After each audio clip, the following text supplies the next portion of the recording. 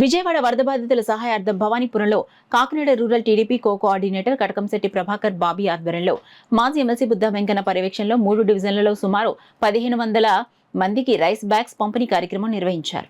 ఈ కార్యక్రమంలో స్థానిక తెలుగుదేశం నాయకులు చిన్న సుబ్బయ్య, కాకినాడ జిల్లా కార్యదర్శి కౌజు నెహ్రూ, జిల్లా ఎస్ఎస్ఎల్ అధ్యక్షులు కొల్లాబొత్తుల అప్పారావు, కరప మండలం మాజీ ఎంపీపీ గుల్లిపల్లి శ్రీనివాసరావు, రూరల్ మండలం మాజీ జెడ్పీటీసీ కాకరపల్లి సత్యవతి చలపతిరావు, లోవరాజు, జిల్లా తెలుగు మహిళా మాజీ అధ్యక్షురాలు ఏటుకూరు నాగమణి, జిల్లా మహిళా కార్యదర్శి కంచుమర్తి లావణ్య, జనసేన వీర మహిళ ముమ్మిడి పుష్పలత, కరప మండల రైతు విభాగం మార్కండేయులు, గోగిలపాడు తెలుగుదేశం నాయకులు Palika Nagaraju, Vasamsetti Muralikrishna, Mandrapu Chittibabu, youth president Krishnakanth, Kakinada rural Telugu Desam యువ నాయకులు పాల్గొన్నారు.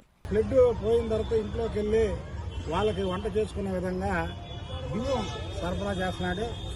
మరి దానిలో ఇప్పటికీ 2-3 డివిజన్లో ఇచ్చాడు. మరి ఇప్పుడు ఈ డివిజన్లో ఇవ్వడానికి వచ్చారు.